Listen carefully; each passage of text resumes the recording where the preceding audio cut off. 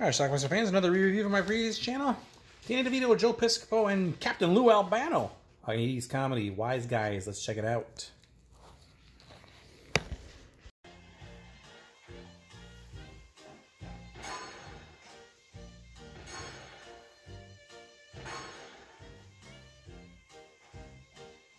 Are you talking to me?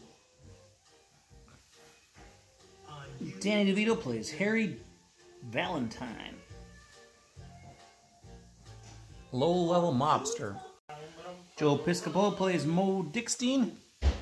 His partner, another low-level mobster.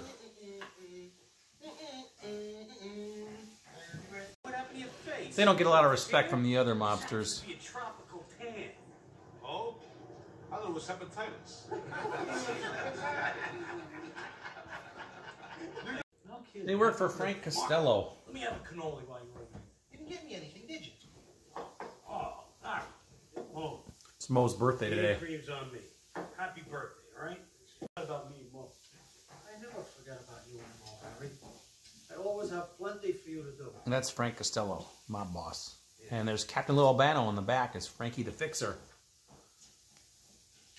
Hey, Mr. Costello, the jacket, thanks!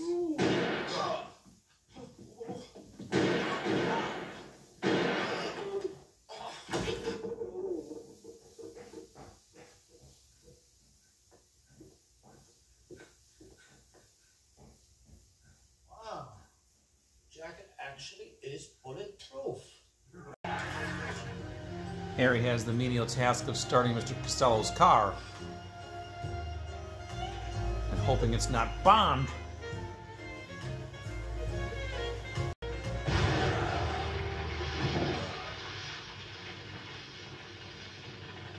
I hate this fucking job. Party! I'm nice. Move it, dick face. That's 16! Morris, what's going on? Nothing, Molly. Frankie, have some cake. Oh my God, what is What a way to cut a cake! They're going to place a bet for Mr. Costello. Hey, look at all this money in here. Close the fucking bag. Horsing race. Why don't you place the bet? I'm a little too well known down there. You could disguise yourself. As what? The Time Life Builder. What the fuck's the matter with you? What does that mean? That means Mr. Costello wants me to bet his 10 grand on that horse. That's what that means, nothing else. No, that means the Costello don't know shit about horses. Since he always loses, they decide to take the money and bet it on a horse that actually has a chance to win instead of the long shot he's chosen. They better hope that horse doesn't come in. And of course, Mr. Costello's horse wins.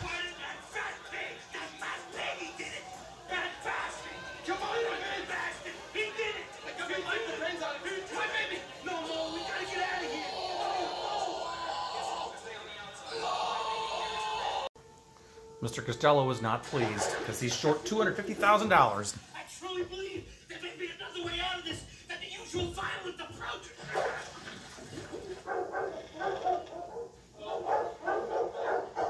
He has a plan. Like having them kill each other. He's going to set each of them to kill the other. And then he'll kill the winner, of course, once the deed is done. So Harry's supposed to kill Mo, and Mo is supposed to kill Harry, and neither one knows about it. Take it and kill Dickstein. And Mo's given the same order. I can never do that. You got no choice.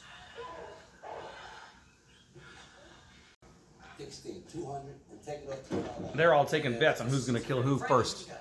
Put me down for 5 grand. Fine, on who? Yeah, on me, because no matter which contract is executed first, I win. Because the other one's mine. This mutual friend of both of theirs was going to tell them the plan. At risking his own life doing it, though.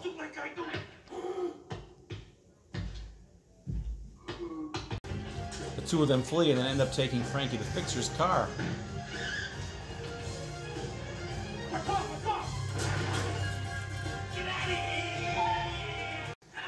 They go to Atlantic City, and they trash Frankie's car along the way. Show some respectability. Don't touch Be careful. Take it out of there. They also have Frankie's American Express card. Thank you, Mr.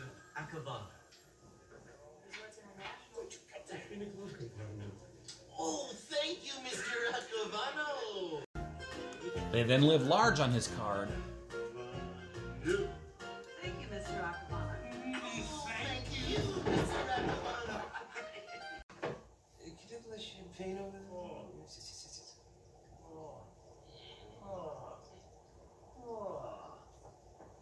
What? Is that the door? Is that the... Where's Frank the Fixer? Harvey Keitel is a friend of the mob who owns this hotel, actually. He didn't come with us.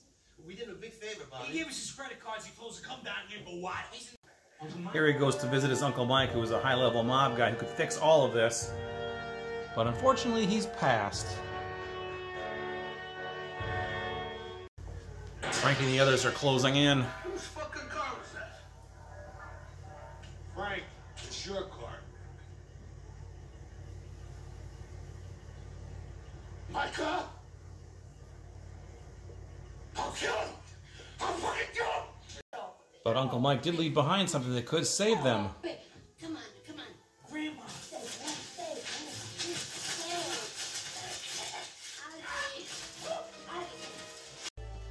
They go to Keitel for help. You really believe that's going to get you out of this? Yeah, with your help.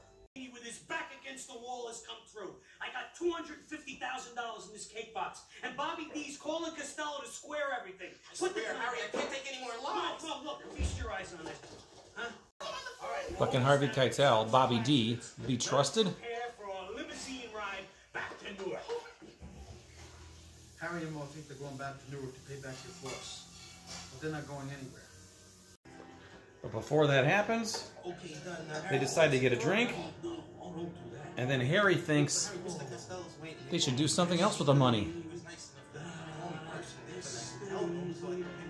He decides to start betting all the money, much to Mo's chagrin. Bets now. Let's make some manly bets.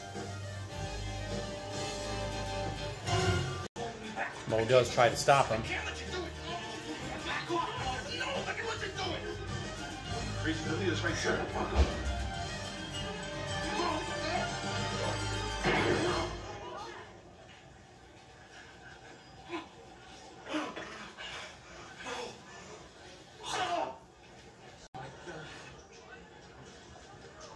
Hey! Stop that guy! Hey, get him! Get him before he gets away!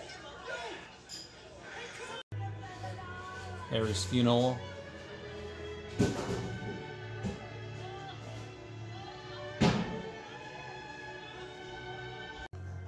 A distraught Mo was going to hang himself. Harry, you're alive!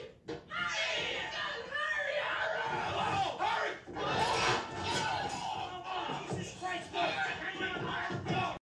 Turns out it was all a ruse. Bobby D helped him to make the mobsters think that Harry was dead. Listen to this, Harry. What do you think? Now they're going to set up a suicide note from Mo. My best friend Harry found year after. And they turn on the oven. Morris L. Dixie. Now that is Just as the Freddy the Fixer and the others are showing up, they flee the house as Costello, the Fixer, and everybody else comes in. Who fought him?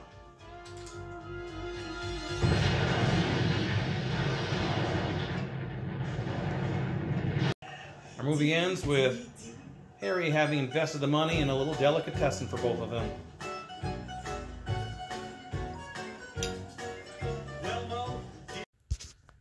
Alright, let's talk about the movie Wise Guys. I originally, I think, taped this off of cable around 1987 or so, 88, I don't know.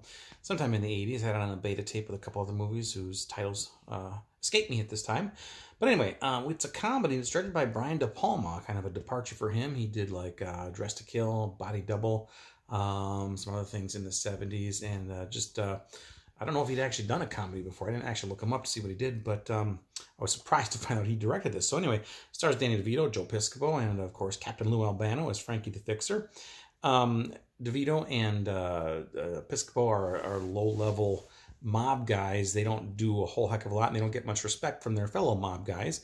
Well, one thing they got to do is take Frank Costello. He's the mob boss. They have to take Costello's money, $10,000, bet it on this horse. Now, DeVito knows that every time they bet money for Costello, he has no idea how to pick horses, so his horses always lose. So he decides, you know what, let's take this money and bet on a horse that we think might actually win. You and I will pocket the money. So Piscopo reluctantly goes along with it, and of course, when it looks like they're about to win, they don't, and Costello's horse actually did win. So suddenly it was 25-1 or whatever the math is, and they're supposed to have $250,000 from Mr. Costello, which they don't have. So Costello's very angry about this, tortures them a little bit, and then sets a plan into motion. He wants to kill them, but he says, let's have some fun with it. Let's have each of them whack the other guy and see who whacks the other guy first. And they're going to have a contest with them. And of course, once one guy's dead, Frankie the Fixer will kill the other one and game over. So eventually, though, the two guys are bumbling idiots and they can't really find a way to kill each other. And eventually they find out the plan. And then they steal Frankie the Fixer's car and head to Atlantic City from Newark. That's where this takes place.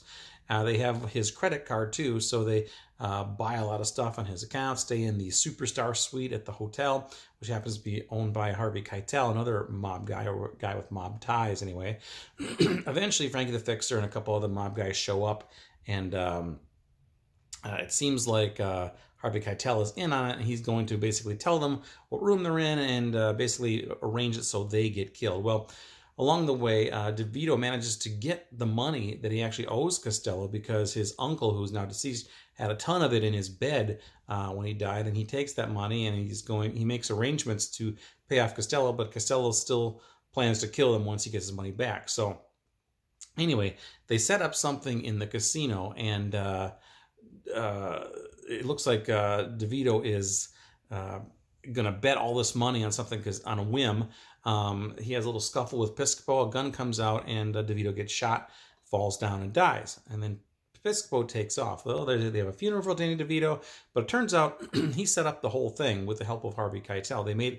They set it up to look like he was going to be killed, so Frankie the Fixer and Frank Costello thought he was actually dead when he wasn't. Then DeVito shows up to help Piscopo and says, let's write a suicide note and we'll blow up your apartment and it'll make it look like you killed yourself so everybody thinks you're dead. Well, then Costello and Frankie the Fixer and the other mob guys show up in the apartment just as they're escaping out the back door. The place blows up when somebody lights a cigar, and all the mobsters die. Meanwhile, DeVito and Piscopo escape. DeVito actually invested some of the money into this, I think it was a casino at the end, or a restaurant or something, a combination maybe, and suddenly they're rich. And that's how our movie ends. So there you go. Anyway, it's actually not a bad film, even though it was a departure for De Palma to do a comedy like this. It's kind of a fun film.